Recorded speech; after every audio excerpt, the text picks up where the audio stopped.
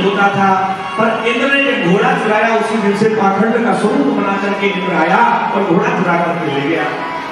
ये पाखंड क्या है? बोले पापस खंडा इति पाखंडा, जो पाप का ही एक खंड है, एक स्वरूप है, इसे पाखंड कहा जाता है। ऋषियों ने बताया, यज्ञ करता ऋषियों ने, इनका पुत्र था, लेकर के आया इंद्र से घोड़ा, नाम पड़ा विजिताश्व। इंद्र दोबारा घोड़ा चुरा लेंगे। ब्राह्मणों को क्रोध आ गया। ब्राह्मणों ने कहा, महाराज हमें लगता है इस प्रकार से इंद्र मानने वाला नहीं, तो अभी आहुति देते हैं और सिंहासन सहित इंद्र को स्वाहा कर देते। ब्राह्मण क्रोध में आ गया। जैसे कहा इसी समय भगवान का प्राकट्य हुआ। भगवान ने कहा, अब कोई बात तुम्हारी। जब सब देने की बारी आई तो मुस्कुरा गए। शरद कुमारों ने कहा, चलो ठीक है, तुम्हारा तुमने दिया और हमने ले लिया, अब तो मुनि बन करके इसकी शिक्षा करो, इसकी पालन करो, इसकी देख करो। इतना कहकर आकाश मार्ग से चले गए। आगे इन पृथ्वी महाराज के पुत्रों का वर्णन आया। काश, धूमकेशु, हर्ष, भ्रमण और ब्रह्म। विश्वास का विवाह खंडनी के साथ हुआ, जिससे पावक, पावमान और सूची ये योग मार्ग से आगे चल करके अग्निदेव हुए हैं। विजितास और कबीरधानी से 6 पुत्र हुए हैं। इन्हीं में से एक वैश्य हुए जिन्होंने प्रजापति का पद प्राप्त किया। बाद में उन्होंने बहुत से भाग किए, पृथ्वी के अग्रभाग को कुशाओं से पाट दिया है। यही आगे चलकर के प्राचीन महित कहलाए। आगे पूर्णिमा उपाख्यान का वर्णन किया गया, प्रचेताओं के बारे में वर्णन किया गया है।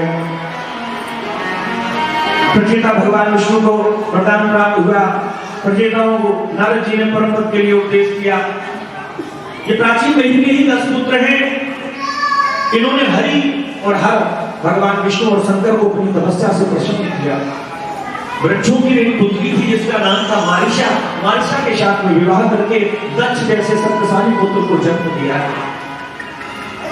पुनः जब नारद जी से भेंट हुई तो नारद जी से भेंट होने के समय में इन्होंने एक ही बात पूछी, भगवान को कैसे प्राप्त किया जाए, भगवान को कैसे प्रसन्न किया जाए, जबकि स्वयं भगवान को प्राप्त कर चुका, फिर भी भगवान को कैसे प्राप्त किया जाए। नारद जी ने 3 भाव बताए हैं। ये 3 भाव जिसके हृदय में आ जाएंगे, जिसके जीवन में आ जाएंगे, उसको भगवान के मिलने में कोई संदेह नहीं है। क्या क्या? बोले दयाया सर्वभूतेषु संतुष्टा सर्वो इंद्रिया पश्यांता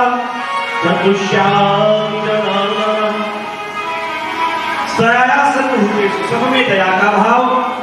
अब समय क्या करें, हम तो बहुत होता है, पर घड़ी कभी कभी धीमे चलती, कभी कभी बहुत तेज चलती। आज तो कुछ ज्यादा स्पीड में है। हाँ, समय का बंधन है, लीला बहुत है, पर जिनको सुना पाएंगे धीरे धीरे, कुछ विस्तृत में कुछ संक्षेप में सुनते। दयाया सर्वभूतेष, सबके प्रति दया, मित्र हो, शत्रु हो, अपना हो, पराया हो, जानने वाला हो, बिना जानने वाला हो, सबके प्रति एक स्वभाव हो। तो कहा कैसे? बोले परस्मिन् बंधुवर्तेवा मित्रे कैसे विपुलता आपन्ने रक्षन्तु दया सुपर्णिता। आपत्ति काल में कोई भी हो, अपना शत्रु ही क्यों ना हो, अगर वो आपत्ति काल में पड़ा है तो उसकी रक्षा करना हमारा धर्म है। पहला भाव होता है। दूसरा, संतुष्टा एव केवा, संतुष्ट रहना चाहिए हमेशा। क्यों? बोले जो संतुष्ट है वो क्या है?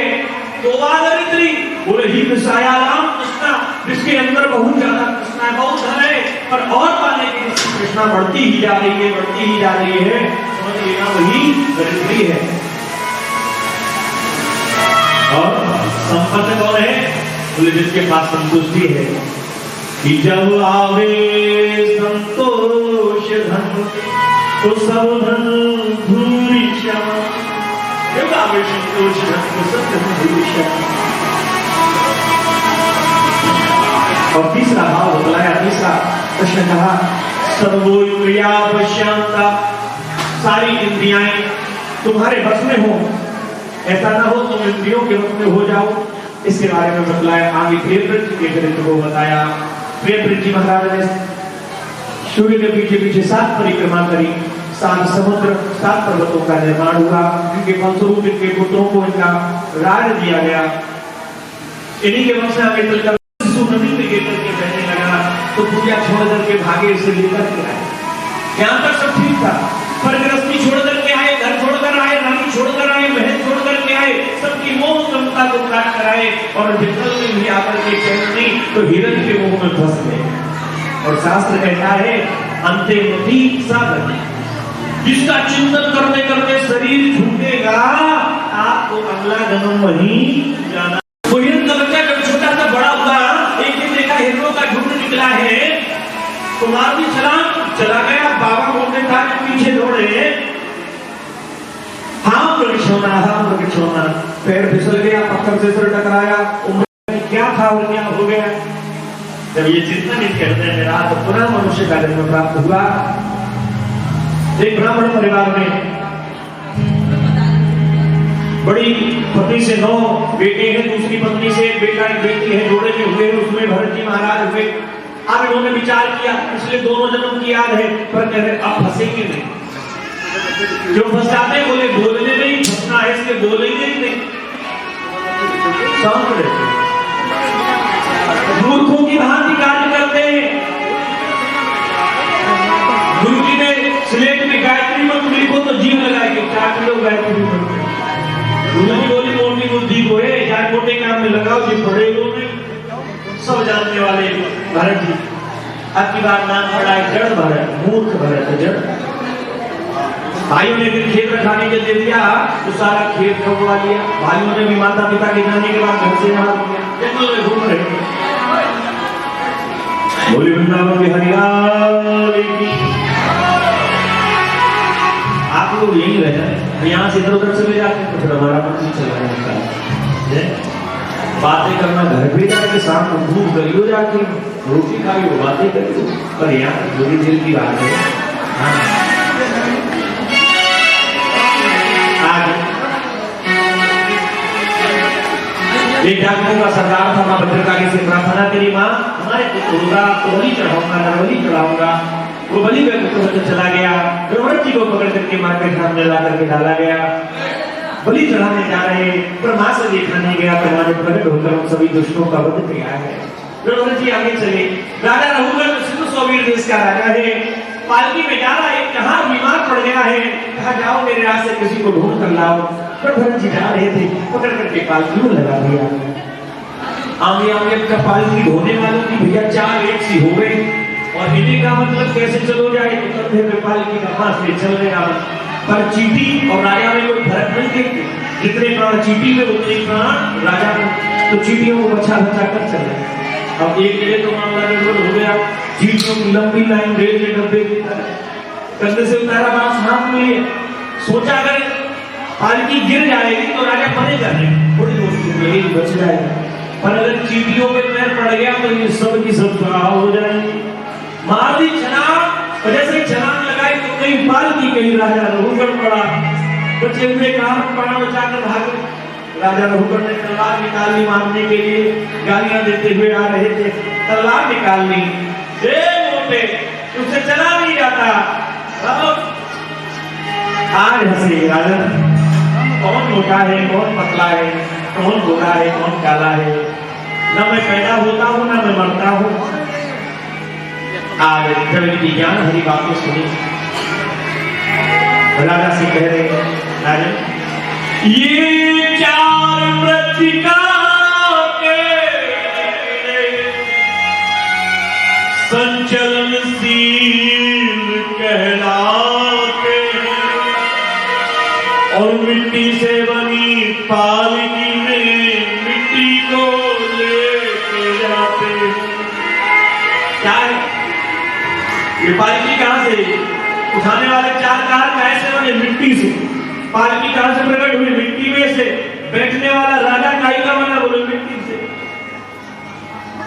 मिट्टी की बनी पालकी में और मिट्टी को लेके जाते हैं, मिट्टी से तू फूला नहीं समाता है। राजा एक मिट्टी का पुतला दूसरे मिट्टी के पुतले से कह रहे हाँ नहीं तो मैं तुम्हें मिट्टी में मिला दूंगा। अरे तू क्या मिलाएगा, तू ही मिट्टी का बना है, तू ही तो मिट्टी में मिल जाएगा। राजा रघुबर ने ये दो कवि को देखा तो सोचा किसी ब्राह्मण का अपमान हो गया, छतरी से तो चरणों में गिर पड़ा। भवाटवी का वर्णन किया है, भवाटवी का उपदेश दिया। आगे राजा भरत जी के वंश का वर्णन, भरत जी को पत्नी प्रदान हुई, भरत के सुमित हुए, सुमित के देवाजी, देवाजी के देवद्युम्न का पारमेष्ठी पुत्र हुआ, पारमेष्ठी का पति का प्रतिहत्ता, प्रतिहत्ता के दो पुत्र हुए अज और भूमा। आगे भूमा के वंश का वर्णन आया, भूमा का पुत्र उद्गीत, उद्गीत का प्रस्ताव का विभू से गिरजा और गिरजा के सत्यजित 100 पुत्र हुए हैं। आगे चल के इनका वर्णन आया। सुखदेव स्वामी कहते राजा परीक्षित भुवन कोश का वर्णन किया है, भारतवर्ष के प्रमुख पर्वतों का वर्णन किया गया, भारतवर्ष की कुछ प्रमुख नदियों का भी वर्णन किया गया। अवधोदा, ताम्रपाणी, कृतमाला, कावेरी, वेणी, प्रेषणी, तुंगभद्रा, रेवा, तुलसा, नर्मदा, सिंधु, महानदी, ऋषिकुल्या, क्रमशः कौशिकी, मंदाकिनी, गंगा, यमुना, सरस्वती, गोमती, क्षिप्रा इत्यादि प्रमुख नदियों के बारे में बताया गया।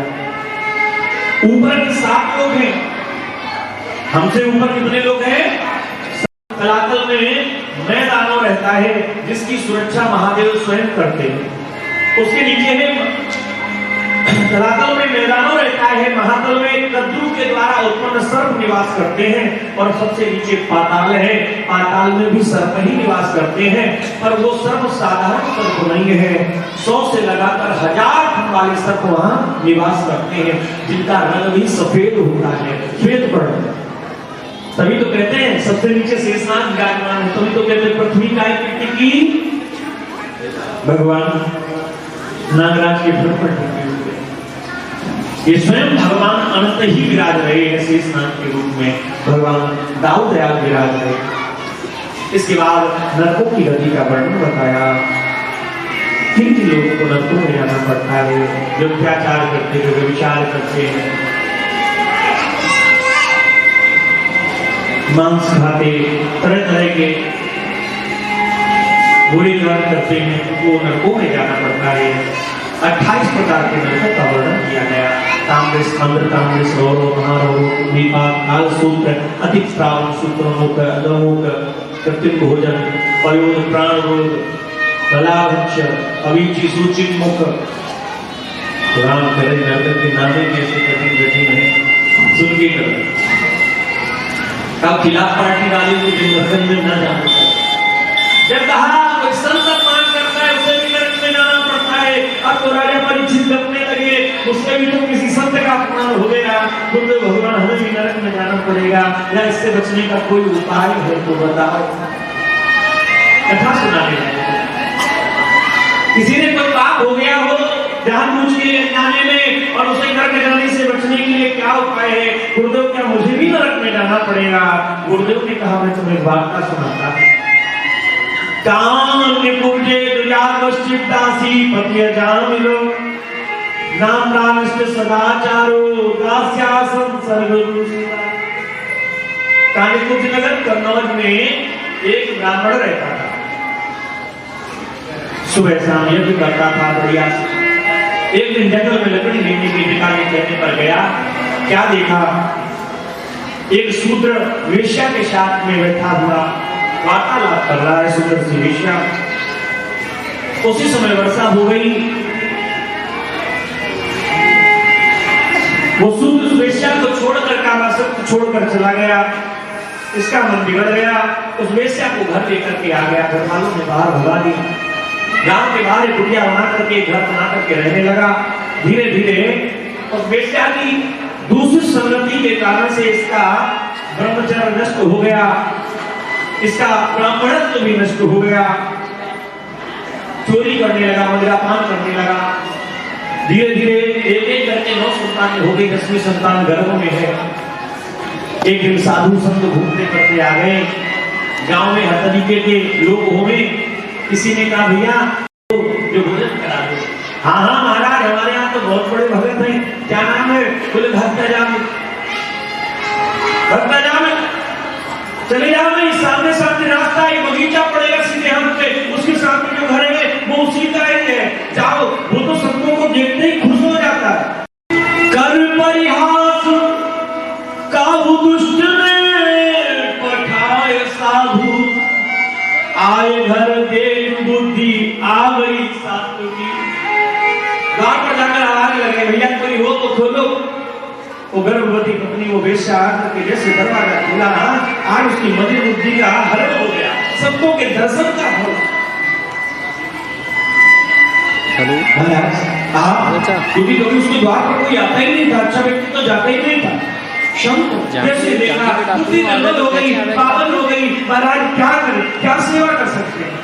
संतों ने कहा बेटी हमारे ठाकुर जी का भोग बनेगा, हम लोग पाएंगे और कल वृंदावन चले जाएंगे, आप हमें कुछ सूखा सामान दे दो तो हम भोग। ठीक है महाराज बैठो। बगीचे में संतों ने डेरा डाला, फिर से आंगन से लेकर के बहुत सा सारा सूखा सामान चली, फिर उनमें बिठार आ गया। ये हमारा आनंद खाएंगे, ये दूसरी तरफ। ठीक है, आवाज सब भेज दूंगा मैं। नहीं, हमने नहीं दे सकते। ठीक है इनके आचरण को, इनकी पतिव्रता को संतों ने फिर आवाज लगाई, बेटी कुछ लेकर के आओ ना, समझ लो। बेचारी चरणों में गिर पड़ी, रोने लगी। महाराज ये कोई बहुत अजामी का घर नहीं है, ये तो पतित अजामी का घर है। आप बताओ कि आप अब भी हमारे घर का प्रसाद स्वीकार करेंगे? संतों ने कहा भैया मुझे तो नहीं पता था ये पतित अजामी का घर है, उसने तो भक्त अजामी का घर कहा था। जाओ, अब जैसी ठाकुर जी की इच्छा तो तेरे घर पे सूखा सामान। संतों ने प्रसाद पाया, सुबह के पहर में दरवाजा में लाया, संत जाने के लिए तैयार हुए। आवाज लगाई, बेटी दरवाजा खोल, हम जाने वाले हैं। और जाते जाते जो ब्राह्मण को भोजन कराता है तो भोजन के बाद यथाचोक दक्षिणा देनी चाहिए, तभी भोजन पूर्ण होता है। बेटी अजामी बोला, महाराज हमने तुम्हारो ये झूला जिंदा नहीं छिनाई हो जाते, मुझे दक्षिणा और क्या होगी, इतनी देर हो तो हम लूट लेते हैं, हम नहीं देखते संत महात्मा को। पत्नी ने डांटा, ऐसी बात क्यों, क्या चाहिए महाराज? हमें तुम्हारा धन नहीं चाहिए, तुम्हारे घर में जो बालक है ना, जब उसका जन्म हो तो उसका नाम नारायण रख देना मेरे कहने से। संत चले गए, समय आया, बालक हुआ, नाम नारायण रख दिया गया। धीरे धीरे अजामिल बीमार हो गया, चारपाई पर लग गया। सबसे छोटा बेटा नारायण है और उससे ज्यादा प्यार करता। नारायण पानी लिया, दवाई लिया। अंत कहते कहते एक दिन मृत्यु का समय निकट आया और जैसे ही कहा, कहते ना अंत में भगवान का नाम जब ब्याह पर आ जाए तो कल्याण हो जाए। युवराज के दूतों में इसके गले में फंदा डाला, काले काले भयंकर दूत ऊपर हाथ में सूल लिए खड़े हैं। अब घबराया और अंत में सबसे प्रिय वस्तु की याद आती है, जो आपकी सबसे प्रिय होगा वस्तु, व्यक्ति, नाम, उसी की याद है। याद किसकी आई? छोटे में उसको ही पुकारता था ना, चारपाई में पड़ा, आवाज लगा, नारायण बचाओ, नारायण बचाओ। इस बेटे ने तो नहीं सुना, पर बैकुंठ में बैठे हुए नारायण से रहा नहीं गया। पार्षदों को भेज दिया, जाओ जल्दी जाओ। पार्षद आए, गले में से फंदा निकाला, अब ये सब लीला देखना चारपाई को लेते लेते भगवान के पार्षद वार्ता होने लगी, आप इसे क्यों ले जा रहे हैं? बोले इसने अधर्म आचरण किया इसलिए ले जा रहे हैं। भगवान के पार्षदों ने कहा धर्म और अधर्म क्या, इसके बारे में वर्णन करो। बोले जो शास्त्र में लिखा वो धर्म है, उसके विरुद्ध आचरण अधर्म है। इसने क्या किया? बोले अंत समय में इसने अपने पुत्र को बुलाया और क्या किया? बोले नहीं, इसके पुत्र का नाम क्या है? बोले नारायण। बोले इसके पुत्र का नाम नारायण पहले था या मेरे नारायण का नाम पहले था? बता दिया। ये सब घटना को देखा, धर्मराज के पास गए, दूतों ने कहा प्रभु कोई चतुर्भुजी रूप वाले आए थे, बोले हमारे नारायण ने इसको ले जाने की तुम्हें आज्ञा नहीं दी है, इसलिए अब तो ये हमारे रूप का हो गया, हम इसको ले जाए। इस प्रकार रामाई की मुक्ति हुई है। सुखदेव स्वामी कहते राजा परीक्षित, श्वास श्वास में कृष्ण भज, रखा श्वास क्यों खोए, ना जाने आश्वास को आवरण हो न हो, क्षण भंगुर जीवन की कलमा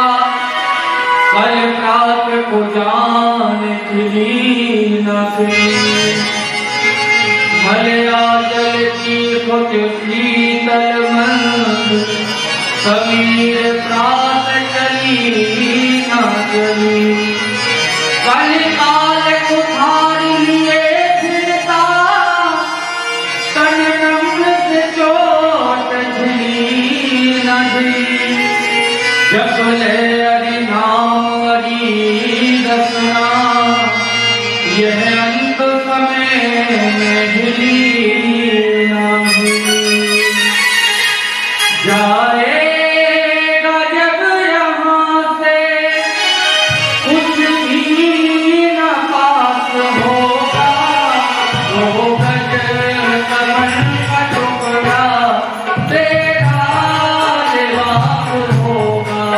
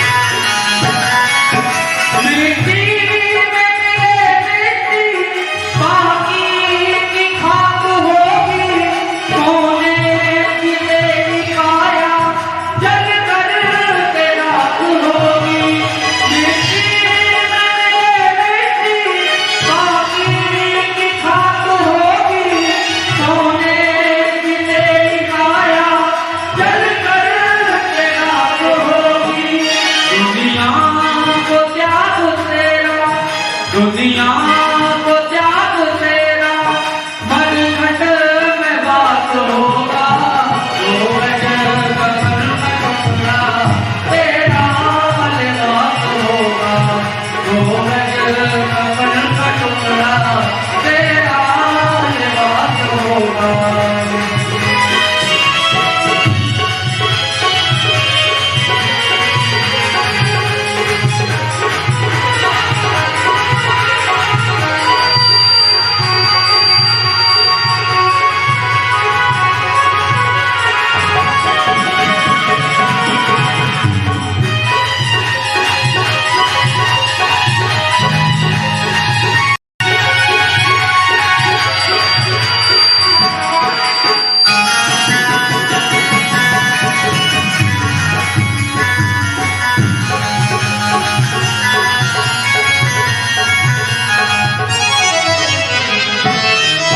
प्रभु का नाम जप ले भक्ति दुबार होते, माया मोह में फंस कर जीवन अमोल खोए।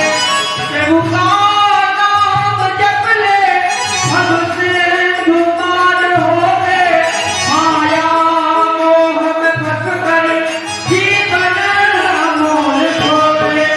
हरि का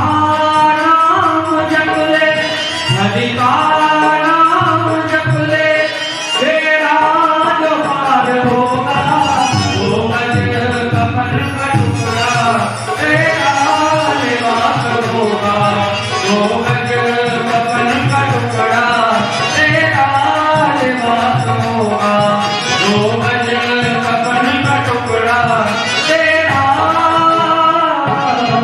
लिबास होगा। बिहारी लाल की जय जय श्री राम। कहीं परीक्षा में विफल ना हो जाए तो चीटी का रूप बना करके खबरें पे चलने लगे। प्रहलाद जी ने जब चीटी का कुछ नहीं हुआ तो मेरा क्या होगा? फौलादी कला का प्रहार किया हिरण्यकश्यप ने, मरने लगा, प्रकट हो गए भगवान पूरे नरसिंह भगवान की। युद्ध होने लगा लोगों के मंत्र में। का समय जादू पर रख करके वृक्ष का वध किया, भगवान ने इंद्रियों को गले में डाला। प्रहलाद हाथ जोड़ करके खड़े प्रार्थना करने लगे, भगवान कष्ट तो हमें बहुत दिया है पर है तो हमारे दिखाई, आप इनकी सदगति कर दें। भगवान बोले हम मारे, हमारे मारने के बाद सदगति होती का, हमसे मरने के बाद तो तर ही जाता है। प्रहलाद ने भगवान के चरणों में प्रणाम किया। सब देखकर भयभीत थे प्रहलाद। प्रहलाद ने कहा प्रभु आपको देखकर सबको भय लग रहा है, भगवान बोले तुम्हें भय नहीं लगता है। प्रहलाद बोले मैं तुम्हारे मुखमंडल की ओर देखूंगा तो भय लगेगा, मैं तो आपके चरणों की ओर देखता हूँ। जो भय को दूर भगाने वाले हैं, भय हरण करने वाले चरण हैं, मैं तो चरणों की ओर देखता हूँ और चरणों को देखने से कोई भय नहीं लगता। प्रहलाद को गोद में भगवान ने लिया, वरदान मांग लिया। प्रहलाद बोले भक्ति इसलिए नहीं की है कि बनिया वाली व्यवस्था